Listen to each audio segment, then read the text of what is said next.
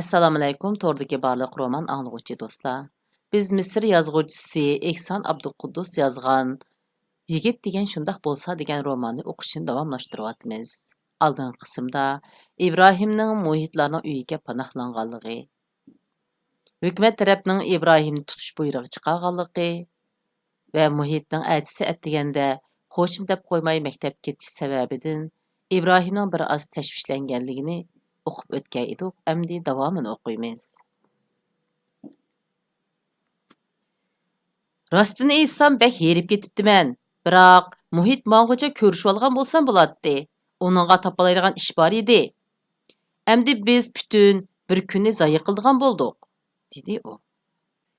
Kun degan jiq gap, dedi Naval uningga tasalli bergandek. Orqadan so'radi. Yuzingizni yuyamsiz? Ibrohim uliq kichik tindi. Bu yerda tura olishiga ishonmaydi. U Navalga qarab qo'ymay eshikka qarab mangdi. Naval bo'lsa, uning beshidan tapınıgıcha sap saldi. Uning bug'doy o'ng, dehqonga ham shaharliklarga o'xshaydigan chiroyiga, yo'g'on qo'ng'ir ko'zlariga qaradi. Ibrohim ko'ngildagini ifodalab qo'yishdan qo'rqib, ko'zlarini yerdan uzmadi. Naval uning dushmanning yuragiga qadildigan neyzidek qanşarliq burniga, az gap qildigan og'ziga, nepiz lavlariga, keng ammo bütün irodasi to'planganda ko'rinadigan engikiga qaradi. İbrahim beshini ko'tarmay, eshikdan chiqishiga birining cho'chib vaqirgan ovozini anglab, darhol beshini ko'tarib qaradi. Oldida Samiya turadi. U havorang uzun kechli kiyim kiygan, yangilarini turib olgan edi. U Ibrohimga uchrab qilishni xiyoliga keltirmagachga, darhol ikki qo'lini ko'ksiga qo'ydi. Orqadan texi chechini tarmag'anligi esiga kelib, bir qo'li bilan chekka sochlarini tuzashtirdi. Ikkalala huluqib ketgachga aman esenlik so'rashmadi. Samiya o'zini sal besib oldi-da, Ibrohimning oldidan o'tib bir uyga kirib ketdi. İbrahim apu so'rgan, ham madad tilgan tarzda Navalga qaradi. Naval kulvatdi. U İbrahimni yuz yuyish uyiga boshlab ketib etib, "Hadam Samiya behurun." Atdeganda u uydan bu uyga kirib aylanib yuriydi. Dadam kelishiga oz qolganda andin kiyimlarini almashtirdi, dedi. İbrahim kulimsirab qo'ydi. Yuyinish uyiga kiribla ishni taqidi. Orqadan ching taqalgan taqalmaganligini tekshirgandan keyin o'rinda jimjit turib qoldi. Bekmu jila bo'ldi. Turmada hammasi erkaklar bo'lg'ashqa, u xeyli erkin edi. Bu yerda ko'zga ko'rinmaydigan qizlardan tuzilgan qat-muqat to'saqlar bo'lg'ashqa, u xijil bo'ladi, ham bu yerda tursam, bu uyning nomiga dog' keltirgan bo'laman deb g'am yig'latdi. İbrahim yuzini yuyishga boshladi. Yuyib bo'lib ishni ichishni yoki avval ishni chekib qizlarni askartib qo'yishni bilolmay, eshik tubida birdam turib qoldi. Oxiri ishni chekib qo'yib, ichishni loyiq topdi-da, ishni bo'sh chekdi. Orqadan qattiq chekdi. Shu an Navalning ovozi anglandi. "Chiqing!" Bu uyda boshqa odam yo'qdek yana Navalg'u. Navalning ovozi uningga boshqacha tuyulmadi. Aksicha, Naval uningga bu uydagi birdan-bir do'stidek. O'zining harakatiga qatnashayotgan 7 nafar hamrohining qatoriga qo'shmoqchi bo'lgan do'stidek bilinib, intayin xo'sh bo'ldi va buningga o'zimi hayron qoldi. İbrahim ishni ichibla ochiq ko'ngillik bilan kulib turgan Navalni ko'rib, kulib qo'yib hujrasiga qarab mangdi. Naval keyindan mangdi. Ishik tuviga kelganda, u orqaga burilib Navalga derizini imo qilib, "Derizining qopqiqini yepivassangiz qandoq?" dedi. Navalning ko'zlari chaqnab ketdi. İbrahimning ko'ngildagini tushungan qiz o'zini qahramonning oldida turayotganligini o'ylab, xuddi cho'ng bir vatanparvarlik harakatiga qadam tashlagandek chabdaslik bilan uyga kirdi-da, derizining qopqig'ini yopdi. İbrahim uyga kirdi. Navalga qaramaslikqa tirishib, muhitning tarig'ini elib aynakka qarab chechini tardi. Birdilla uyda Navalning borlig'ini esiga ilib, o'zining aynakka qarab turganligidan xijil bo'lib ketdi. Sababi u kishining aynakka qarashini erlik g'ururiga tegadigan ish deb bilatdi. Shunga u chechini anda mundala tarab bo'ldi qildi. Siz tamoqxonaga chiqib nashta qiling. Men uyni yig'ishtirib qo'yay, dedi Naval. Rahmat, dedi İbrahim bo'sh ovoz bilan. İbrahim hujirdan chiqib ancha mangmayla Navalning opasiga uchirdi. Mo'mayning go'shlik, xushxuy chiroyidan oq ko'ngillik bilinib turadi. U İbrahimni ko'ribla. Balam, yaxshi turdingizmi? Tez berib nashta qilib oling, dedi. İbrahim javob berguncha u yana vaqirab degdek so'zlab ketdi. Samiya, qara buni. Nagimi ketgandi? Oshxonaning ishini faqat qilmabdi. Amdig'u sen yana qanchalik chaqqanligini bilgansizlar? U uyning butun ishini qiladi. Sizlar-chi, gap qilishni bilasizlar. U İbrahimga qarab, "Balam, berib nashta qilib oling", dedi. Andin Navalga qaradi. Men bilan oshxonaga kirgin. Bugun men uy yig'ishtirmoqchi, Samiya oshxonada ishlamoqchi bo'lgan, dedi Naval norozi bo'lib. Mongsangchu, gap angla. Naval xafa bo'lib beshini chayqab qo'ydi-da, opasining orqasidan ketdi. İbrahim tamoqxonaga kirib o'ltirdi. Ustalda bir taxsa dumlab pishirilgan dadur va bir parcha irimchik, bir necha tal tuzlangan zaytun turadi. U bularni yeyishga boshladi. Go'yo atrofida yalang'och qizlar turgandek, atrofiga qarashga jur'at qilolmadi. İbrahim plani ustida o'ylandi. Sabdoshlari bilan aloqalashishi lozim edi.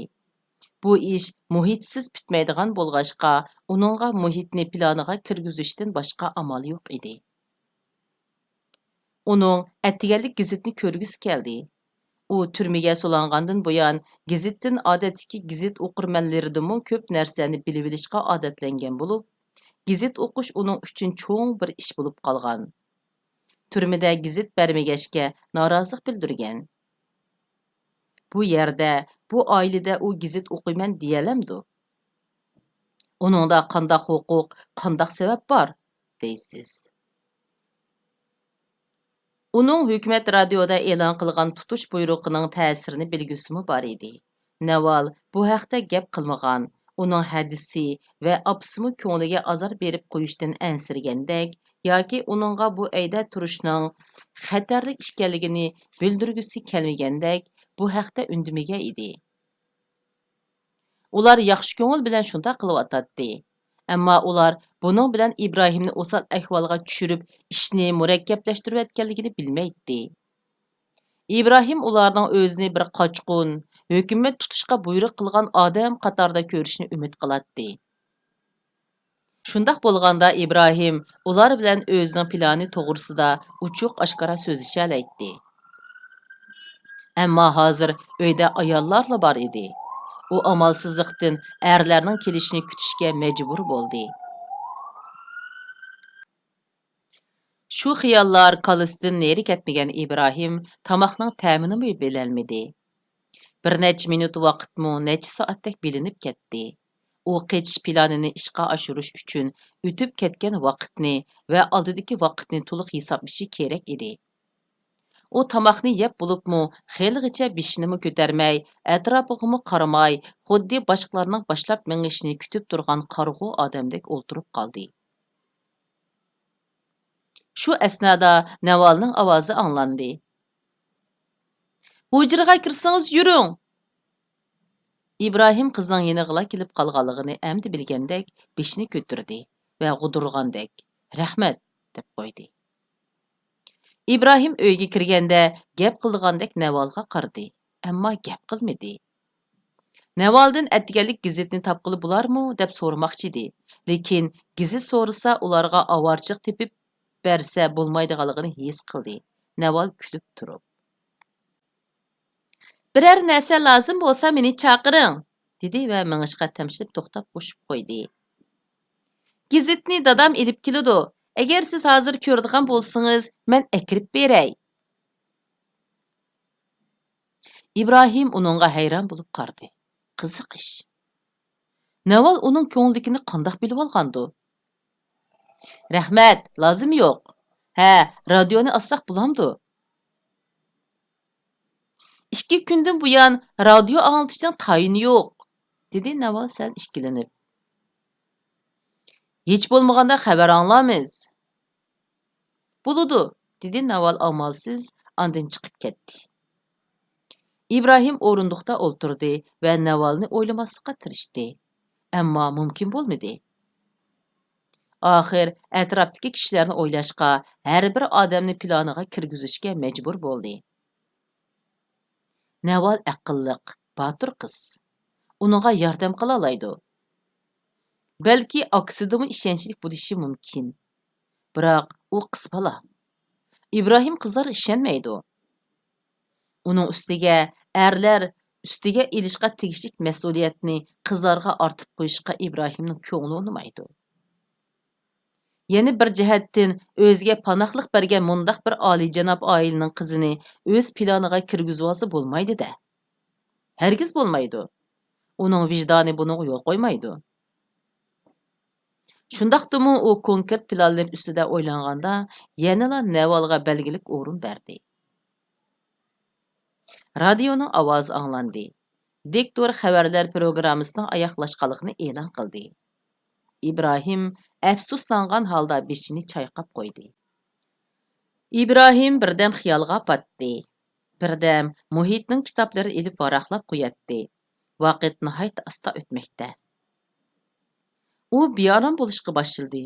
Sirtdagi eshik qo'ng'irig'i jiringlaganda bakmi jiddiylasib ketdi. Uning yuragi gupildab so'qib, badaniga titrak ulashdi. Tunugin u qechishga tayyorlangandimi mushundaq bo'lgan edi. Muhitning singlisi bilan so'zlashgan ovozini anglab, İbrahimning ko'ngli sal aromiga tushgandek bo'ldi. U do'sti bilan ko'rishishga taraddudlanib, xotirjam o'tirgan qiyofatga kirib kurimsirdi. Lekin muhit xilg'ich kirmadi. Bu vaqt İbrahimga nihoyat uzun bilindi. Ishik chekilganda ko'nglining tit-tit bo'lib chandurmay, go'yo hech ish bo'lmagandek. "Kiring", dedi. Muhit kirib keldi. Uning chiroyi pishib, vaqti o'tib ketgan limondek sarg'aygan. Jafo mushaqqatlik uzun safardan kelgandek mag'duridan ketgan edi. Ko'zlaridan ansizlik chiqib turardi. Qadamlarimi mas odamgidek egispas edi. U İbrahimga udul qarayolmadi. İbrahim uningga diqqat bilan sap soldi. Andin aradagi takkallubni yo'q qilish uchun maqsadli holda o'rindimi turmasdan qadinas og'inlardek murojaat qildi. "Qandaqroq?" Muhit qo'ldagi daftarlarni ustalga tashlab, ikki barmog'i bilan ko'zoynagini tuzab qo'yib, "Siz qandaqroq turdingiz, İbrahim apandi?" Uning bu so'zi javobga emas, majburiyat yuzasidan qilingan so'zga o'xshaydi. Uning "apandi" deyishi İbrahimga bekla g'alati tuyuldi. Shunga İbrahim jim bo'lib o'yga cho'mdi. U asli tunugundan boshlab muhit bilan o'ttirimizdagi takkallub yo'qoldi deb o'ylagan edi. Endi nima ish bo'lgandi? İbrahim o'rnidan turib kulib qo'ydi. Andin muhitning yiniga berib dedi: "Ahvol qandaqroq?" Muhit yanala uningga qaramay javob berdi: "Bugun maktabdagilar siz to'g'riliq so'zlashyotdi." İbrahim qiziqib so'radi: "Ular nima deyishyotdi?" Muhit uningga lapita qarab qo'yib boshqa yoqqa qarab oldi. "Rostimni aytsam, men hech nimani anglamadim. U gaplarni atay anglamadim. Agar u gaplarga qiziqsam, barliq savodashlar sizning bizning uyda ishkanligingizni bilib qolamdikin deb o'ylab, yaxshisi men hech nimani bilmagan, davlatda nima ishlarning bo'layotganligidan xabarsiz yurgan bo'lay dedim. Darslarimni oron-tas tugatdim, ammo qulqimga hech narsa kirmadi. Darsdan qolmaydigan odatimni o'zgartirolmaganligimni boshqalarga ko'rsatish uchunla darsga kirdim. Menga agar darsga kirmasam, savodashlarning hammasi uyga meni ko'rgili keldigandek tuyuldi." İbrahim muhitga esdashlik bilan qarab turdi. Andin o'ziga munosibatsiz ishni so'rayotgandek: Hökümetning uqtirishi to'g'risida ular nima deyishdi? deb so'radi. Muhitqa İbrahim savaqdoshlarining fikrini emas, o'zining fikrini so'rayotgandek tuyulib, bir hazo jimib ketdi. Ularning chaqchaqlarini angladim. Dars vaqtida orqamda o'tirgan bir savaqdosh hindiki savaqdoshiga Dadang İbrahim tepib xabar yetkizib 5000 funt sterling in'omni elish uchun atdigandala ko'cha aylang'ida chiqib ketgandu, dedi. İbrahim qaqaqlab kulib ketdi. Kulgandimi chin ko'nglidan huzurlanib kuldi. Buning bilan muhitdagi huduqish yo'qoldi. Muhit gapini davomlashtirdi. Bir og'ina mendan agar İbrahim berib o'zini ma'lum qilsa, qonun nuqtai nazaridan olganda uningga 5000 funt sterling berish kerakmi, yo'q deb so'radi. Muhit bu gapni shu og'inasining qonunshunoslarcha talaffuzini do'rab so'zildi. İbrahim kulib turib, agar menga 5000 funt sterling beradiganlar bo'lsa, berib o'zimni oshkorlaydim. Muhitmi kulib va qizg'in holda, menga 10 000 funt sterling bergandimi azbiray xudo unda qilmayman, dedi. İbrahim do'stidagi aloqzodilikning yo'qolganligini payqadi. U yana bir qitim nihoyat epchillik bilan ikkisining o'rtasidagi qo'rinishni yo'qotgan edi. Ikkalan birdam jim bo'lib qilishdi. Ondan İbrahim xuddi xiyoliga kelganini so'zlayotgandek. Sen Fahmi Abdulazizni ko'rdingmi? dedi. Muhit bu savolning muhimligini sezmasdin. Ko'rmadim. U odati bo'yicha oshxonaga qursoq to'yg'izg'ili ketgan bo'lsa kerak. Men azaldan u yerga bormayman, dedi. İbrahim uningga parvo qilmasdan so'radi. Seningcha u qandaqroq? Men uni toza yaxshi ko'rmayman. Uning g'alita qiyofatini ko'rsam, bir qismi bo'lib ketaman. Chunki kiyinishlari g'alita, valoqdek ko'r. Dars tashlagan chaqlarda so'zlagan nutqlari butunlay quruq gap. İbrahim qo'shimisini turdi. Ammo buni muhitga chandurmasdan o'z-o'ziga so'zlayotgandek. U yaxshi yigit. Nurg'un qitim nihoyat muhim rol o'ynagan, dedi. Muhit birdilla İbrahimning qasddan Fahmi Abdulaziz to'g'risida ko'proq so'zlamoqchi bo'layotganligiga diqqat qildi-da, hayron bo'lib so'radi. Siz uni tunimsiz? Men uning bilan xeyli yaqin. Demoqchimanki, u siz bilan birga harakat qilganmi? Shundoq desam bo'ladi. İbrahim o'z muddaosini muhitga bir yo'li bildirish uchun u mening turmadan chiqadiganligimni bildiganlardan biri, dedi. Bu gapdan hayron qolgan muhitning ko'zlari chakchiyib ketdi va ko'zoynagini bisib qo'yib so'radi. U sizning bu yerligingizni bilamdi? Bilmaydi. Biroq men chuqum uning bilan aloqalashishim kerak, dedi İbrahim xotirjam holda. Siz uning bilan qanday aloqalashsiz? so'radi muhit darhol. İbrahim muhitga qaradi. Ammo ko'ngildagini bildirib qo'ymaslik uchun ko'zni darhol yerga tikdi va imkon qadar ovozini tabiiy chiqarishga tirishib, "Men hozir shuni o'ylayapman", dedi. Muhit gap qilmadi. Ikkalan tangla o'yga patdi. Keyin muhit beshini ko'tarib, "Siz Fahmiga ishonamsiz?" dedi. "Uningga o'zim ishongandek ishonaman", dedi İbrahim ishonch bilan.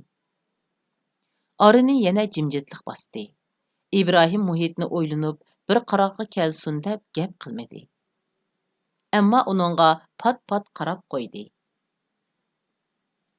Bir ozdan keyin muhit o'ylanishdan zerikkandek, "Qaraganda uning bilan o'zim so'zlashishdan o'zga amal yo'q o'xshaydi", dedi.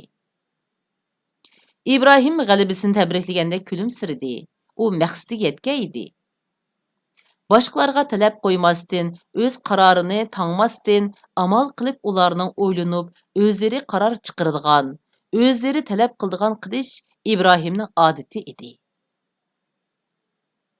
Shunga oxir berib Qarar chiqarganmi, talab qo'yganmi, ular o'zlari bo'ladi. Shundoq qilib roman o'qishimiz bugun mush yergacha bo'ldi. Kelar qitim ko'rishayli. Xayr xush, Allohga omonat.